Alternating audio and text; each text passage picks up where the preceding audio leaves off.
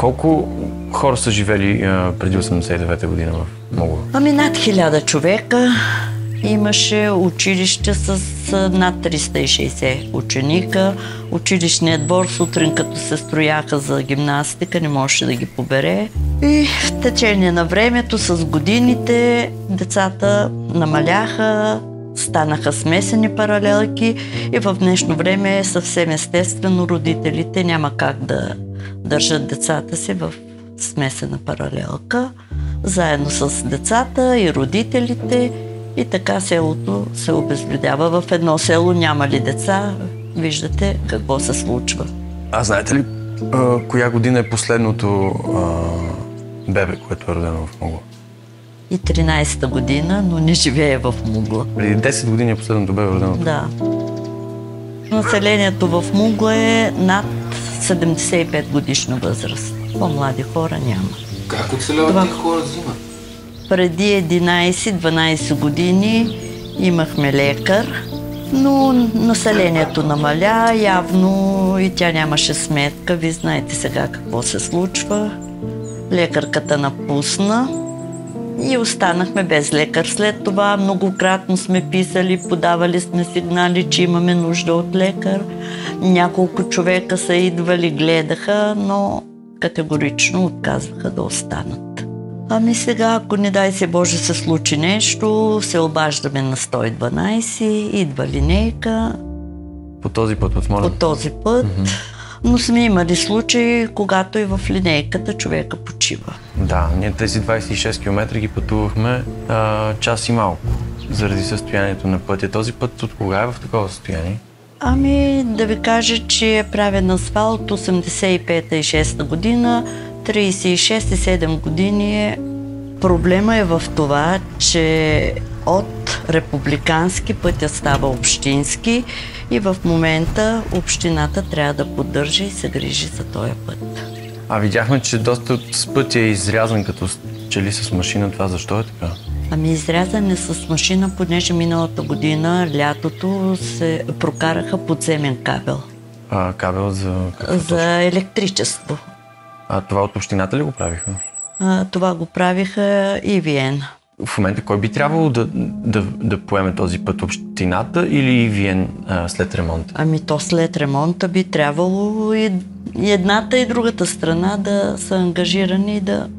Този подземен кабел го направиха заради това, че една година се наложи, нямахме ток по време на снеговалежа и не се подаваше вода за Пампорово с рак-траци, хора отказаха резервации от Пампорово и сега винаги имаме ток заради този подземен кабел, за да може да захранваме Пампорово. Това означава, че вие... Ние захранваме Пампорово с вода. Какво? И не само Пампорово, да, а част от Смолян, дори и Чепеларе. И какво получава Мугла в замяна? Нищо. Ако от всеки хотел, който ползва водата, поне 1% се отделяше за Мугла, сега пътя щеше да е в блестящо състояние. Значи Мугла стои без път, но докато не спре водата в Пампорово, нищо не се случва тук, така ли? Да. Случвало се зимните месеци, когато падне повече сняг, да бъдем затворени и по цяла седмица. Затворени означава, че няма никакъв Нямаме, достъп? Да, никакъв достъп до града. Сега вече от тази година, тая зима, имаме алтернативен път, който ни свързва с Тешел. Този път, който е към Тешел, той се води горски път и го правиха Южно-централно горско стопанство. Което е отвъд община Смолян? Ръководството е в Смолян. А защо правят пътя, който всъщност е по-далеч от Смолян към Мугла? Той беше затворен близо 20 години, явно... Затворен имате предвид, защото разбрах, че той не статута на този... функционираше, да. Изобщо нямаше никакъв преход към Тешел. Никакъв имате предвид изобщо? 11 дървени моста бяха отнесени при едно наводнение.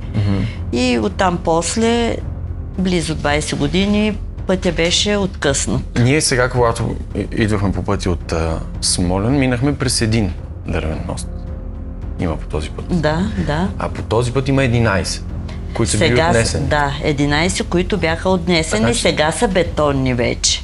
Как така горското успява да възстанови един път, който е в по-лошо състояние, отколкото път, който вече е бил асфалтиран, просто трябва да се укрепи и да се оправи един мост? И там И вече който може зависи да от питате общината. в общината. Знаете ли какви средства са били необходими, за да се оправи пътя към Девин? Ами 19 милиона.